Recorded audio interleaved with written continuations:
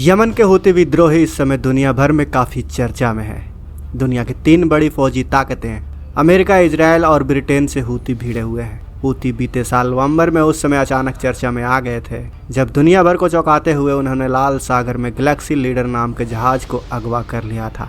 Gaza में Israel के हमलों के विरोध में हूतियों ने इस काम को अंजाम दिया था। इसके बाद से लगातार हूती लाल सागर में हमले पर हमले कर रहे हैं। हूतियों के बढ़ते हमलों का जवाब देते हुए गुरुवार को ब्रिटेन और अमेरिका की फौज ने यमन में हमले किए हैं। इन हमलों के बाद से हूतियों ने भी बदला लेने की बात कहते हुए ब्रिटेन और अमेरिका को निशाना बनाने का ऐलान कर दिया है। ऐसे में सवाल उठ रहा है कि भाई हूतियों के पास कौन कौन सी मिसाइल और कौन कौन सी वेपन पावर है जिसके बूते वह दुनिया की सुपर पावर से भी भिड़ने को तैयार हैं। आइए जानते हैं हूतियों के हथियारों के जखीरे में क्या क्या है। वीडियो के अंत तक बने रहें। दोस्तों, हूती यमन में एक बड़े क्षेत्र को नियंत्रित करते हैं। गाजा पट्टी पर इजराइल के हमले के जवाब में उन्होंने लाल सागर में अंतर्राष्ट्रीय जहाज़ों पर ड्रोन और मिसाइल हमले किए हैं। हूतियों ने रणनीतिक रूप से बैलिस्टिक मिसाइल और प्रोजेक्टाइल का भी इस्तेमाल किया है।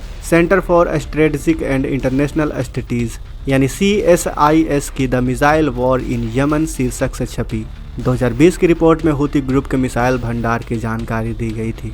साथ ही बताया गया था कि उन्होंने कैसे ये हासिल किए हैं। हूतियों को हथियार का एक महत्वपूर्ण स्रोत यमनी सरकार ही रही है जो मूल रूप से यमन को सोवियत संघ से मिला था। यमन की सेना के पास 1970 के दशक की स्कैड और OTR-21 तोचका मिसाइलें सहित कई प्रकार की मिसाइलें थी। हूती आंदोलन ने यमन के भीतर राजनीतिक उथल पुथल का फायदा उठाया और इन हथियारों पर नियंत्रण कर लिया। संयुक्त राष्ट्र के विशेषज्ञों के अनुसार हूतियों के पास यमनी सेना के हथियारों के भंडार के करीब 70% हिस्से पर नियंत्रण है। हूतियों ने रॉकेट सहित काफी सारे हथियार युद्ध क्षेत्र पर कब्जे के जरिए भी हासिल किए हैं। हूती लड़ाकों ने सऊदी बलों और दूसरी मिलिशियाई से लड़ाई के दौरान रॉकेट लॉन्चर और दूसरे उपकरणों पर भी कब्जा कर लिया था।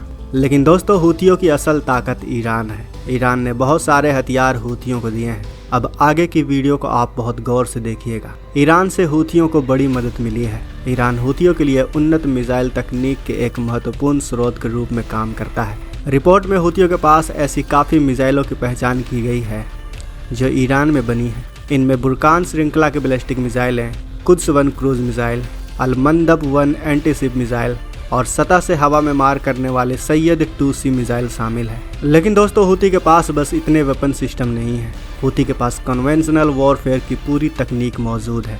यमन के पास एसिमेट्रिक वॉरफेयर लड़ने की कैपेबिलिटी मौजूद है। ड्रोन के माध्यम से उसके पास बहुत से ऐसे ड्रोन हैं जो बहुत ही लो फ्लाइंग है, बहुत ही कम एल्टीट्यूड में उड़ती हैं और बहुत ही फास्ट मूविंग टारगेट है।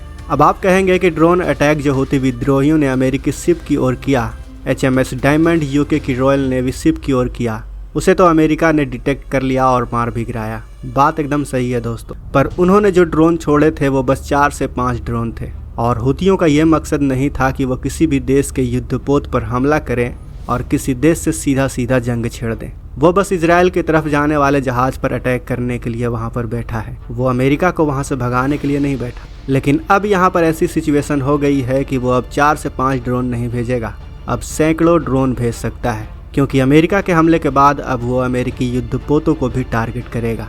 लेकिन अब आप यहाँ पे कहेंगे कि अच्छा, हूती अगर अमेरिका के युद्धपोतों पर अटैक करेगा तो क्या इन युद्धपोतों का डिफेंस सिस्टम उन्हें रोक नहीं देगा? तो देखिए दोस्तों, आयरन डोम और पैट्रियट डिफेंस सिस्टम की अलग बात होती है। यह 360 डिग्री सुरक्षा करने में सक्षम है, लेकिन एक युद्धपोत का डिफेंस सिस्टम इतना भी मजबूत नहीं होता कि वो 360 डिग्री सुरक्षा दे सके।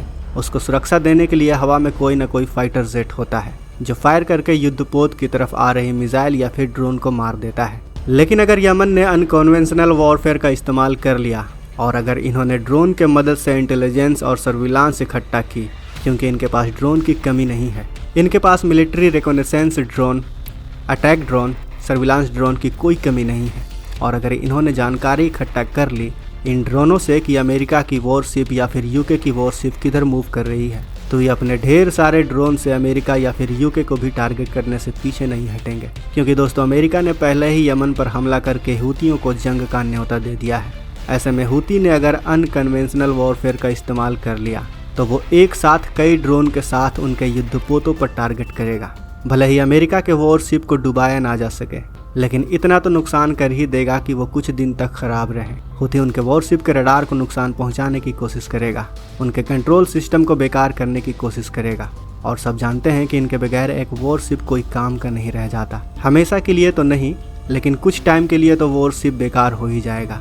इसके अलावा यमन के पास वाटर ड्रोन भी है जो फुल्ली अनमेंड है और इससे भी हूथी अमेरिका को परेशान कर सकते हैं। देखिए दोस्तों, हूथी का एक मोटिव है इजराइल को परेशान करना, ना कि अमेरिका से युद्ध लड़ना। वो बस किसी तरह से अदर कार्गो शिप में टेरर लाना चाहता है ताकि किसी भी तरह से इजराइल में रिसोर्सेज ना पहुंच सके, सामान ना पहुंच सके। इसके अलावा भी हूथी विद्रोहियों के पास सरफेस टू सरफेस मिसाइल है जिसका इस्तेमाल करने से भी वो पीछे नहीं हटेगा, क्योंकि उनका मकसद है लाल सागर और इजराइल के पास वाले सागर में टेरर फैलाना, ताकि किसी भी तरीके से वहाँ पर टेरर फैलाया जा सके जिससे कोई भी सामान इजराइल तक ना पहुँच सके। और अब यमन ऐसा ज़रूर करेगा, क्योंकि हूथी ने तो पहले ही बोल दिया है कि हम तब तक लड़ाई लड़ते रहेंगे गाज़ा के लिए जब तक वो हमारे शरीर को राख बनाकर उड़ा नहीं देता, तब भी हमें कोई दर्द नहीं होगा। खुल्लम खुल्ला बोल दिया है हूथी ने। वैसे दोस्तों, आपको क्या लगता है, क्या Yemen asymmetric unconventional warfare launch कर सकता है? क्या लगता है आपको? अपनी राय हमें कमेंट बॉक्स में अवश्य बताएं। मिलते हैं अगले वीडियो में। वीडियो पसंद आई हो तो वीडियो को लाइक करें, शेयर करें, फेसबुक पर, व्हाट्सएप पर, यूट्यूब पर। मिलते हैं अगले वीडियो में।